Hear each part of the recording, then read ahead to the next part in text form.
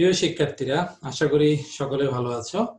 সবাইকে নতুন বছরের শুভেচ্ছা। 2020 সাল আমাদের জীবনে অনেক বিষময় স্মৃতির জন্ম দিয়েছে এবং আমরা 20 সাল অতিক্রম করতে পারলেও আমাদের জীবন থেকে সেই বিষময় সময়টুকু এখন আমরা শেষ করতে পারিনি। তো আমরা সকলে আশা করছি হয়তো এই বছর আমাদের জীবনে একটি নতুন বছর হবে, আমরা শীঘ্রই মহামারী থেকে মুক্ত হব। তো আজকে আমরা যে বিষয়টি নিয়ে আলোচনা করব সেটি গত দীর্ঘদিন আগে, যেহেতু আমরা একটা দীর্ঘ বন্ধের পর আবার ক্লাস শুরু করেছি, তো এই দীর্ঘ বন্ধের আগে আমরা কবি শামসুর রহমানের ফেব্রুয়ারি 1969 কবিতাটি পড়াচ্ছিলাম। তো ফেব্রুয়ারি 1969 এই কবিতাটির বিষয়ে আমি খুব বেশি বলবো না, কারণ এই আজকের ক্লাসটা একটু ভিন্নভাবে আমি বলতে চাই যে এখানে আমি মূলত আমার একটা নিজের একটা ভিডিও আমি আসলে এখানে প্রমোট করার জন্য আজকে কিছু কথা বলবো। সেটা হচ্ছে যে যখন আমাদের সরকারিভাবে যখন আমাদের অনলাইন ক্লাসের নির্দেশনা যখন শুরু হয়নি, জাস্ট পরামর্শ চলছিল, তখন পরীক্ষামূলকভাবে একটি অনলাইনে আমি একটি ক্লাস রেকর্ড করি এবং সেটি ছিল ফেব্রুয়ারি 1969। এবং সেটির রেকর্ড করতে গিয়ে আমাকে যথেষ্ট পড়াশোনা করতে হয়েছে এবং সেটি খুব যত্ন করে আমি করেছি। কিন্তু যেটা হয়েছিল সেটা হচ্ছে, যেহেতু প্রযুক্তির ব্যবহারে একটু সীমাবদ্ধতা ছিল, প্রথমবার করেছি, ফলে ওই ক্লাসটি কারিগরি দিকে কিছু ত্রুটি আছে। ওখানে ভিডিওটা খুব ভালো নেই এবং এক ধরনের শেকি একটা ব্যাপার আছে।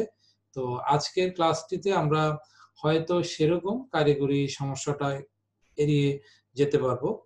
তো একই বিষয়ে দ্বিতীয়বার ক্লাস কেন নিচ্ছি, দ্বিতীয়বার তৃতীয়বার নিতেই হচ্ছে, কারণ আমরা তো শ্রেণীকক্ষে একই বিষয় বছরের পর বছর পড়াইতে হয়।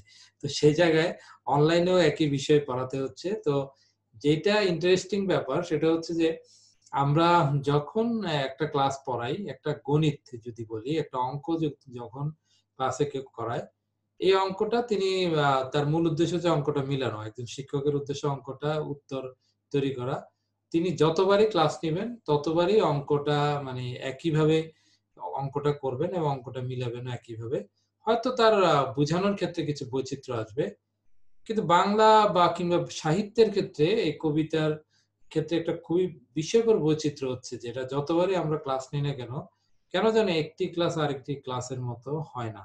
প্রত্যেকটা ক্লাসে আলাদা হয়। বিশেষ করে অনলাইনের যুগে এসে সেটা খুব স্পষ্ট ধরা পড়েছে আমার নিজের কাছে, যে আমি আমার পুরোনো ভিডিও দেখে মনে হচ্ছে যে এটা কি আমি বলেছিলাম, এটা কি আমি ছিলাম, বারবারই মনে হচ্ছে। তো যাই হোক, আমার নিজের ক্লাস হলেও সেটি অত্যন্ত গুছানো ক্লাস ছিল এবং আমি তোমাদেরকে আজকে ক্লাসের মাঝখানে ভিডিওটি একটু দেখাবো এবং তোমরা ক্লাসটিতে আমার ভিডিওর লিংকও দিয়ে দেব।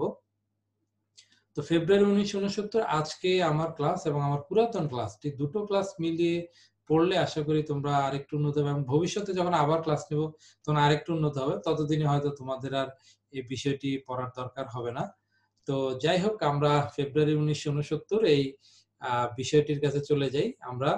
এবং সেই ক্ষেত্রে আমাদের প্রথমেই বলে নিতে, আমরা গত ক্লাসে কবি শামসুর রহমান সম্পর্কে একটি পূর্ণাঙ্গ আলোচনা করেছিলাম, মানে আমাদের শ্রেণীকক্ষের পাঠ উপযোগী বা উচ্চ মাধ্যমিক পর্যায়ের উপযোগী হিসেবে একটি ক্লাস নিয়েছিলাম। কিন্তু আমি খেয়াল করেছি তোমরা অধিকাংশ শিক্ষার্থী সে ক্লাসটি দেখোনি।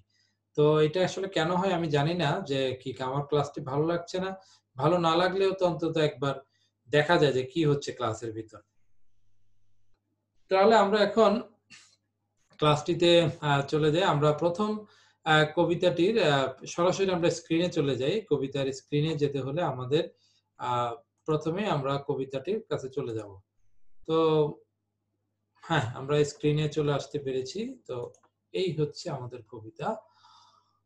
হ্যাঁ, তো আমরা গত ক্লাসে শামসুর রহমান সম্পর্কে একটু কথা বলেছিলাম। দেখো, আমরা সরাসরি কবিতায় চলে যাই। আবার ফুটেছে দেখো কৃষ্ণচূড়া থরে থরে শহরের পথে কেমন নিবিড় হয়ে। একটু কথা বোধহয় না বললেই নয় যে কবিতাটির নাম হচ্ছে ফেব্রুয়ারি 1969, যেটি আমার প্রথম ক্লাসে আরো বিস্তারিত বলা আছে। তো আমি আবার একটু স্মরণ করছি যে এই আবার বলতে এটা 1969 সালের একটা দিনের কথা বলছেন, একটা ফেব্রুয়ারির দিনের কথা বলছেন কবি শামসুর রহমান।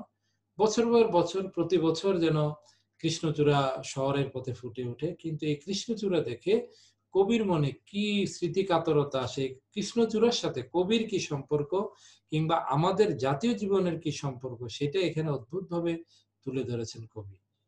কখনো মিছিলে, কখনো বা একা হেঁটে যেতে যেতে মনে হয় ফুল নয়, ওরা শহীদের ঝলকিত রক্তের বুদবুদ, স্মৃতিগন্ধে ভরপুর। কবি বলছেন যে এই কৃষ্ণচূড়াগুলো আসলে কোনো ফুল নয়, এগুলো যেন একটা শহীদের ঝলকিত রক্তের বুদবুদ। এই শহীদ বলতে ৫২ ভাষা আন্দোলনে যারা জীবনদান করেছেন তাদের রক্তগুলোর কথা এখানে স্মরণ করেছেন, এবং শহীদের রক্তের রং এবং এই কৃষ্ণচূড়া ফুলের রং একই রকম। তো দুটো রং হচ্ছে লাল এবং স্মৃতি গন্ধে ভরপুর। ফুলের মধ্যে তো গন্ধ থাকে, কিন্তু এই গন্ধটা কিন্তু সাধারণ কোনো গন্ধ না, এটা স্মৃতি গন্ধ। অর্থাৎ এই ফুলের ভিতরে ওই ৫২ স্মৃতিতে ভরপুর একটা ফুল যেন হয়ে আছে এই কৃষ্ণচূড়া, এই ফেব্রুয়ারির কৃষ্ণচূড়া। একুশের চেতনা, একুশের কৃষ্ণচূড়া আমাদের আমাদের চেতনারই রং। এই যে কবি বলছেন যে একুশের কৃষ্ণচূড়া আমাদের চেতনারই রং। আমাদের চেতনার রং বলছেন কেন? কারণ চেতনার রংটাকে এখানে কৃষ্ণচূড়া রঙের সাথে তুলনা করেছেন, সেটা হচ্ছে লাল রং। তাহলে আমাদের চেতনার সঙ্গে লালের কি সম্পর্ক? আচ্ছা, আমি আমার পুরনো ক্লাসে এই কথা বিস্তারিত সুন্দরভাবে বলা আছে। আমি আবারও বলছি যে লাল রংটা হচ্ছে একটা বিদ্রোহের প্রতীক, একটা তারুণ্যের প্রতীক, সবুজও তারুণ্যের প্রতীক। তবে বিদ্রোহটা, বিক্ষোভটাই এখানে মুখ্য। তবে তরুণের সাথে বিক্ষোভ বিদ্রোহের একটা মিল আছে। তো আমাদের এই কৃষ্ণচূড়া, আমাদের ৬৯, আমাদের ৫২, আমাদের ১৯৭১, প্রত্যেকটার যে রক্তক্ষয়ী জীবন দিতে হয়েছে, আমাদের রক্তক্ষয়ী ইতিহাস আছে, সেই ইতিহাসের মধ্যে যে রং, সেই ইতিহাসের রং হচ্ছে লাল রং। এবং এই লাল রং আছে কোথায়? কৃষ্ণচূড়ার মধ্যে। তাই আমাদের চেতনা আর কৃষ্ণচূড়া দুটোই হচ্ছে লাল। এ রঙের বিপরীত আছে অন্য রং, যে রং লাগে না ভালো চোখে, যে রং সন্ত্রাস আনে প্রাত্যহিকতায় আমাদের মনে সকাল সন্ধ্যায়।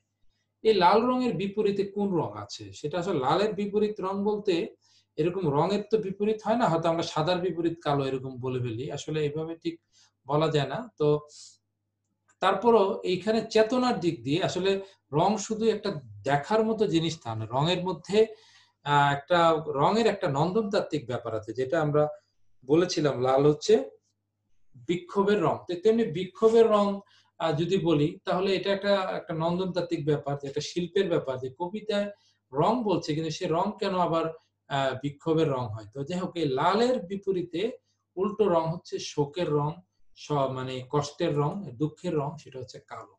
এই কালোটা হচ্ছে এখানে একটা প্রতীক। এটা হচ্ছে কিসের প্রতীক? সন্ত্রাসের প্রতীক, একটা বিক্ষোভের প্রতীক। আমরা দেখি যে এখনো আমাদের দেশে, যেহেতু আমরা এখন সোশ্যাল মিডিয়া ব্যবহার করি, যে আমরা দেখি যে আমাদের এখানে যদি কোনো দেশে কোনো রকমের বড় ধরনের অপরাধ সংঘটিত হয়, বড় অপরাধ সংঘটিত হয়, তখন শোক পালন করার উদ্দেশ্যে অনেকেই তাদের ফেসবুকের প্রোফাইল পিকচারে শুধুই কালো রং রেখে দেয়।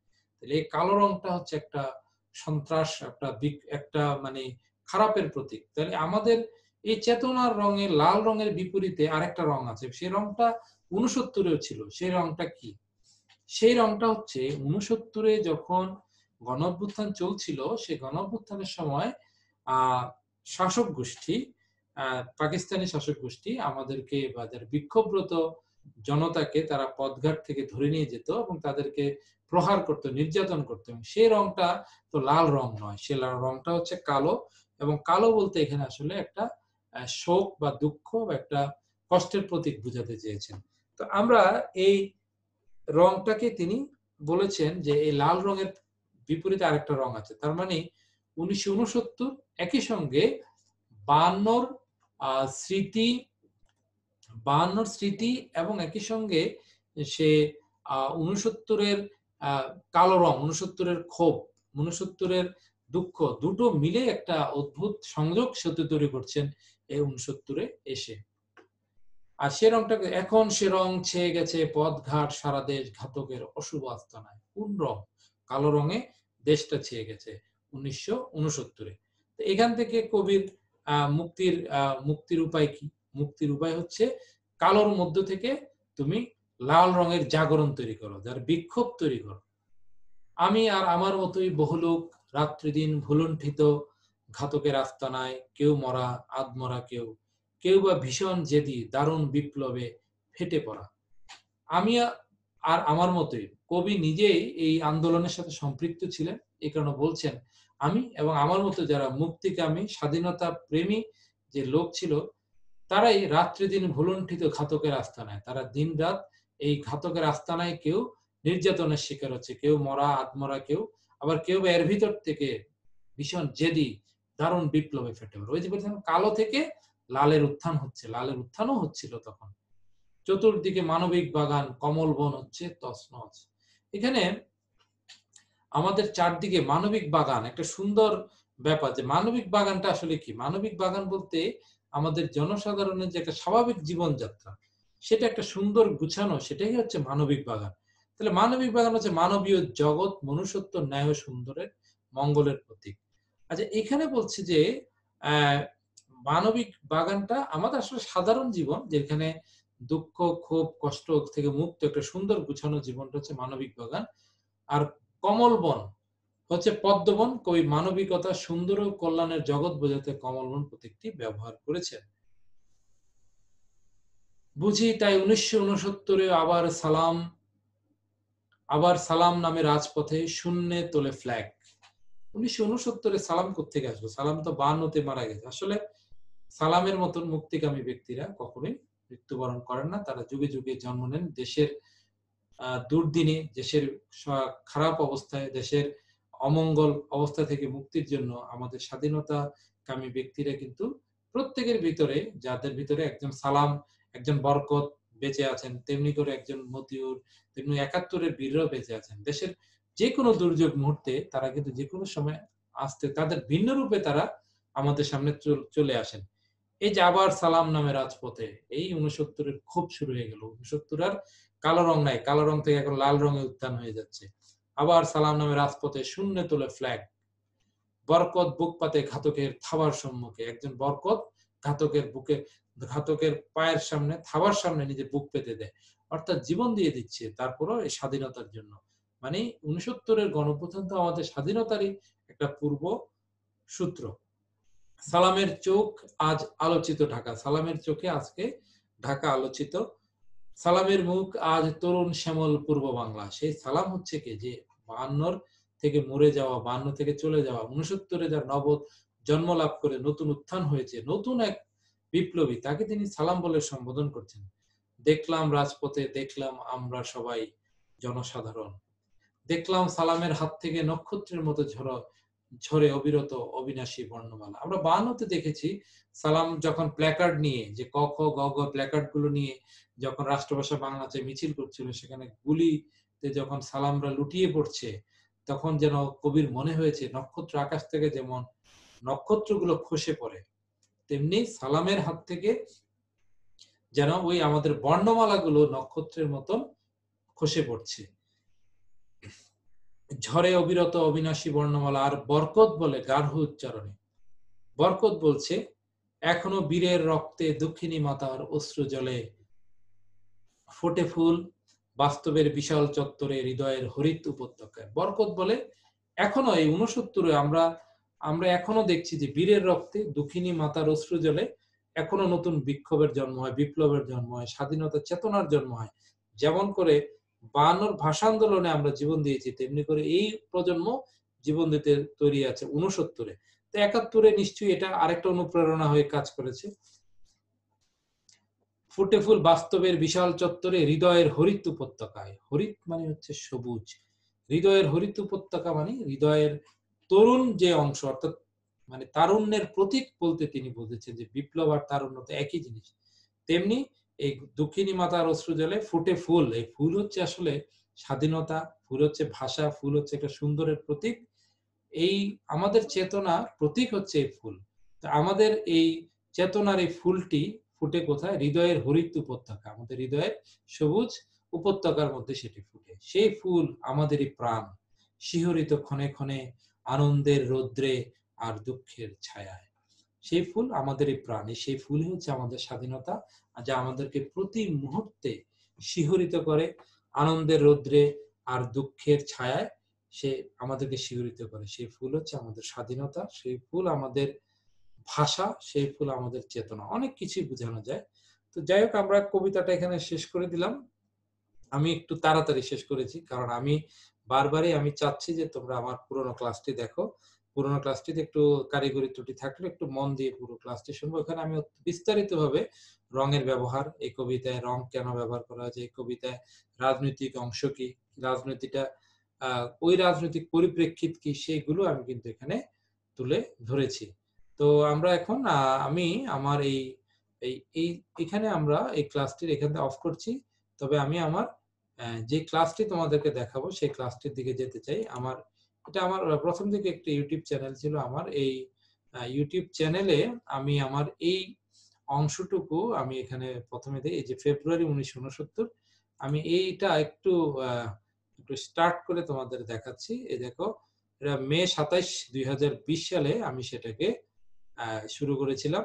তো তোমরা দেখবা প্রিয় শিক্ষার্থী, আশা করি সবাই হ্যাঁ, আশা করি তোমরা এখন এখান থেকে দেখবা আমরা কবিতাটি লিংক দিয়ে দেব। এবং আমি আশা করছি আমার আজকের ক্লাস এবং ১ম ক্লাসটি যদি মন দিয়ে শোনো, তোমাদের পুরো কবিতাটি বুঝা হয়ে যাবে এবং এই কবিতা নিয়ে আর বিস্তারিত আলোচনা আমি কোনো প্রয়োজন দেখছি না। তো আমরা এখানে শেয়ার থেকে বেরিয়ে যাচ্ছি। আমি কবিতার লিংক দিয়ে দেব। তো আশা করি আজকের ক্লাসটি তোমরা আ উপভোগ করবে। তবে কিন্তু শুধু আমার এই ভিডিওটি দেখে বুঝবে না। আমি এই ভিডিওটা ছোট করেছি কারণ তোমাদেরকে ১ম ভিডিওটা দেখতে হবে। দুটো মিলেই কিন্তু আজকের ক্লাস। তো আজকে সকলে ভালো থাকবে। আমি আজকের ক্লাসটি এখানে শেষ করলাম। ফেব্রুয়ারি ১৯৬৯। আশা করি কবিতাটি তোমাদের খুব সহজেই বোধগম্য হবে। দুটো ক্লাস একসঙ্গে করলে। সবাই ভালো থেকো। ধন্যবাদ।